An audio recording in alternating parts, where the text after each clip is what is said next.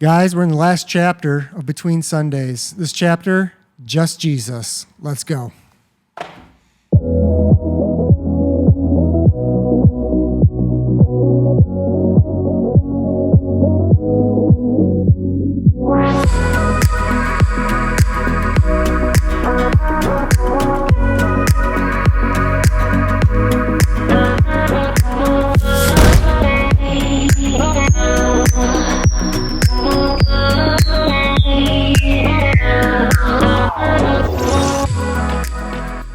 Guys, thank you so much for joining us today at Full Sun Living. We are about to hit chapter 6 of Between Sundays. We hope you got your copy. Yes. It is available right now on Amazon. But before we do get into today's episode, we want to ask you, it'd be meaningful to us and it's very impactful for our podcast. Write a review on iTunes and on Spotify. Just leave a little message. Yeah, leave a little review. That helps get our podcast out in front of more people. And if you're watching on YouTube, make sure to subscribe. We have new episodes coming out every first and third Friday. And we have for almost 2 years now. Dude. Yeah. Chugging along. Just choo-choo. So fun. It's awesome. Okay, so chapter 6, the last chapter. Let's go. About to finish her up. Only Jesus. This chapter had probably the most impactful quote in the whole book, in my opinion. Well, I would love to hear it. Yes. Okay, so I'll give you a little bit of a little part of the chapter. So Nate walks through his frustrations of seeing Kate in her little Bible, journaling away, little data miner, pulling out awesome revelation, just dropping bombs and mic drops everywhere. And Nate realized, what the heck? Why don't my gold nuggets look like that? Yeah. And you started to basically walk through this process of how you were comparing yourself and had compared yourself to other people and how other people handle their relationship with the Lord or study his word and, things like that and the effect it was having on you. So let's go into that and then we'll get into that quote. Yeah, we can go however direction. How many of us have just never been exposed to any other idea than wake up in the morning and read your Bible? Like that was like it. Yeah. That was like, and then church word, quiet time. Yeah. Like you need your quiet time. Secret place. It's such a secret. But it was such a secret, I couldn't find it. I was like, what? I can't find this secret place. Where did they put it? Like, did they build it part of the house? Every closet, I'm like, there's nothing in it. Just touching to the back. Yeah, I couldn't find it. And here's a fun fact about this chapter. I wrote this idea. It was the last one to write, and I'm like, I remember just the whole idea was just like being in just the Bible. Like it was the memory of my mom and dad. They just were always just reading the Bible. And I had a dream. I don't want to get too weird here. Let's go. But I dreamed that I was sitting on the couch where I was getting all of these original like notes in real life. And in my dream, I was sitting there and I wrote down these 3 things in my dream, and I woke up. So I was like, oh, I'll just do it on those. Let's go. So that's what it was. And the one that we're talking about right now is the idea of like studying by design. And when I wrote that down and I started thinking about like how I learn differently than Kate in life, like let alone the Bible. Like I just, how I'm a hands-on kind of person. And like, I realize I like building things. And I mean, I've always been that way. I would say, I joke around sometimes like I could have or should have or will try to be an engineer one day. I think I have just like that type of mindset of like I like to create and build things and make it make sense. And what I realized when I looked back, there was times like, you may not know this, I was a youth pastor for 1 year at a church. And we watched Terminator Salvation. So, and salvation. It was about termination. But anyways, when I did that, I was like in the Word. Like I was in the Bible. Sorry. Come with me if you want to see Jesus. Come with me if you want to go to heaven. It's a good thing to me. And but when I did that, I would create a lesson to teach kids. Like that was real. Like it wasn't like I would go into the Bible and have to pull something out and create something. And it was so natural to me. I would do it every week. I would have a new thing. And then I stopped doing that job and I stopped doing that job. I stopped doing that. And then I realized for me, I'm creative. So I would find something in the Bible and I would be like, hey, I got to show you this thing, man. And that it set me free. It changed my game because it just caused me to realize if I look at like where Kate she reads and she writes and she journals, and it was almost like the concept of her having coffee and tea with the Lord and him being like, come out to the shop, let's do something. Yeah. And I'm like, oh yeah, let's build this little tiny table together. Let's build a little jewelry box. Like it was like, let's just make something that's not even useful to anybody but you. You know what I mean? It's like just this funness of creating things. And I have in my phone, which we've talked about in previous episodes or whatever, but I have lists of stuff. Like even today, I was like, dude, I was in the Word. I went back into like Acts, these 2 chapters where I'm like, the Lord just brought it back to my mind. I'm like, I gotta start unpacking these again with Him, and I want to speak about Him. So that's like where I'm going with it. Like it's freeing to me. Yeah. And that seeing the studying by design where Kate was finding, she had her like gold with the Lord, and like she would share it with me, but the fruit tastes different when you grow it. You know what I mean? Like you just have an appreciation for it and you don't forget it. You remember like cultivating it, and like when it was like, man, this one died, like it didn't come out to be what it was, where the Lord was like, yeah, but this is the one that you needed. Like, let's cultivate this one. And there was just this, dude, it was a game changer for me. The quote that I was, that really impacted me was when you were talking about the comparison of like Kate has her gold nuggets, and the quote goes something to the lines of like, you can get your own gold nuggets, but sorry, I just totally blanked. What is the quote? You told me the quote. It was about like these truths. I spoke to the idea that these truths were so real to me because I have the dirt under my fingernails. Yeah. That's it's different. I was in the ground with the Lord.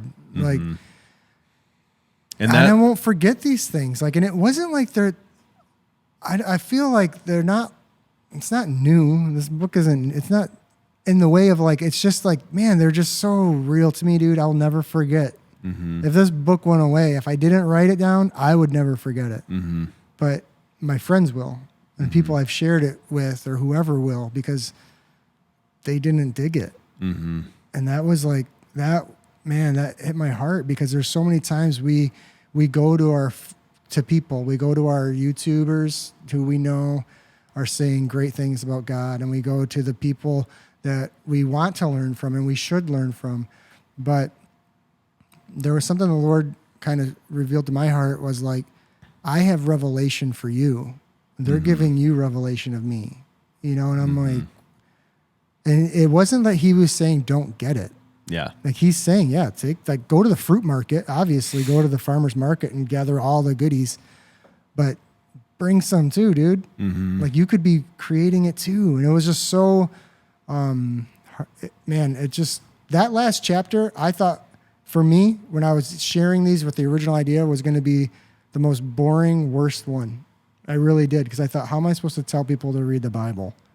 Yeah. And then when the Lord just started kind of revealing it to me, that one, I remember the first time I started to share that, speaking it, I started like crying almost. And I'm like, oh my gosh, stop crying. Like, but it felt just so like, just go back to Him. Like, just go back to Him. Like how often we have stacks of books of all our friends. I was even saying in this book, like I wrote the book about telling you not to read a book, which that doesn't make sense fully, but yeah, it's just like, if anything, it's just to point you back to the Lord, because we need our time with Him. Yeah. Well, and it shows that we have so much access on Instagram and YouTube and everything like that for all these sound bites of revelation. Like you can literally in a matter of 5 minutes get what could have been or could have taken one person 10 years to obtain that piece of revelation. Yeah. In a moment you can get that. But what you can't get is your own revelation, that own fought for, dug for, cultivated, roots ripping out, like the depth of those revelations that the Lord has for you that you cannot get from somebody else. You can only get it from him. And I think that is something that's so undervalued in today's culture. It's also something that one thing I've noticed in church culture is we've learned the language of intimacy, but we have not learned the lifestyle of intimacy. Dude. Like we know how to talk, like we have that intimacy. We know how to like use the right words and things like that. Quiet, but yes, quiet. The quiet place. And so often we can just depend on everybody else's. And the thing I love about that last chapter is only Jesus can provide you revelation that will last. Because I can only live so long on your revelation before I'm bored. Yeah. You know what I mean? Dude. Before it's not real to me or before it starts to lose its potency. But like I can live forever off of the bread that I got from Jesus, and that encounter. And it's just super important. It's important for us to realize that the Lord does have a quiet place and a secret place. He does. That I see that hand.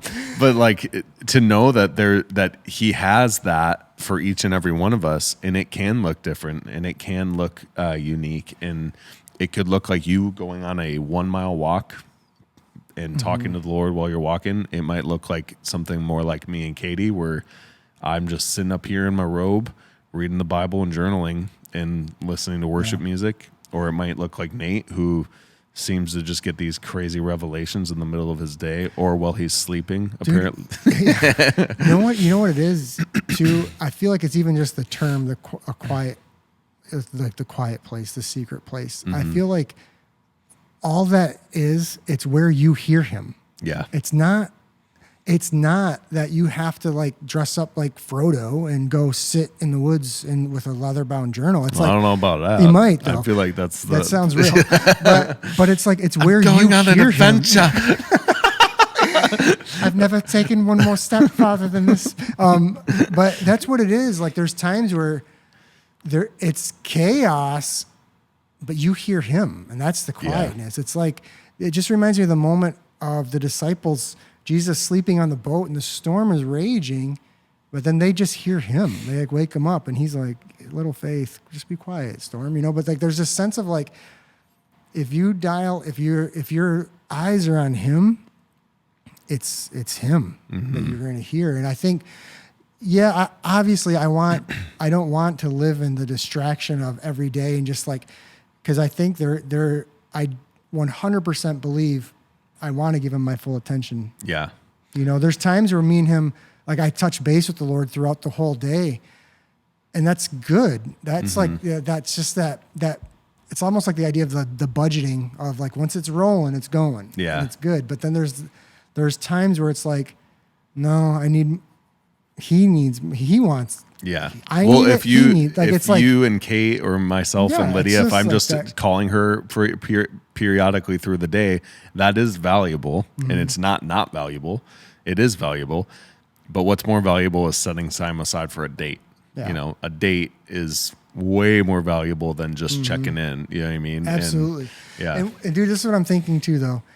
In that, it's the attention of him, because I remember right now I'm thinking of a time we had this huge willow tree in my backyard, like huge. This thing was like the trunk. It was moderate.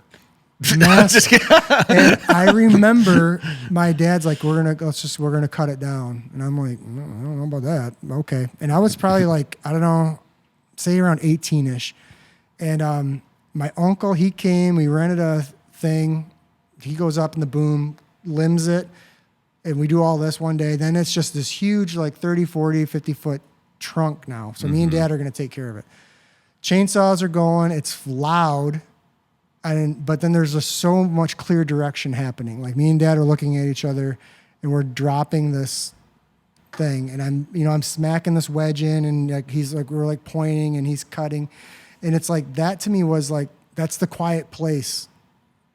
For me, like that's in a the cool way, example. it's Yeah. like, yes, to everybody else, you could say it's just, but it was quiet because we were so connected. Like, I'm like, I can't drop a tree on my dad and he can't cut my arm off. Like, we had to be together in the work, in the sweat. There's like all the sawdust is blowing. It's stuck, like our arm hair is just covered in sawdust. But the quiet place was us knowing where we were, Yeah. you know? And I think that's a hard spot. And that's where I think where the Lord wants to branch your brain out, our brains out of like, I can't do that with my dad on the couch. Like, yeah, we can talk about it and we can, but there's certain portions of us that we need to be out in the doing and the stuff. And I think there's times where I've for so long, I limited my mind that I had to journal and read a chapter of the Bible. And now, But that wasn't, that's not your design. That's the church speak of the idea of like, that was me going for years, jealous, sitting in church, jealous of people who say they have time with the Lord. When the possible reality was they were me, the other end of it, jealous, because I would say it back and they'd be like, maybe he does, you know? And then there's the real people that are like, no, I know the quiet place. I mean, I've been there with the Lord. I've had direct eye-to-eye contact with him, you know? And it's like, I'm recent to knowing it, if I'm honest. Which is cool. This is one thing I've loved about this dialogue with our podcast, because we have like, I'm sitting here as somebody, I feel starving if I don't have typical, what you would quiet time, just like up here in the barn, an hour of just reading and journaling thoughts as they come, and then at the end worshiping the Lord. Then I just feel starving and exhausted if I don't do that.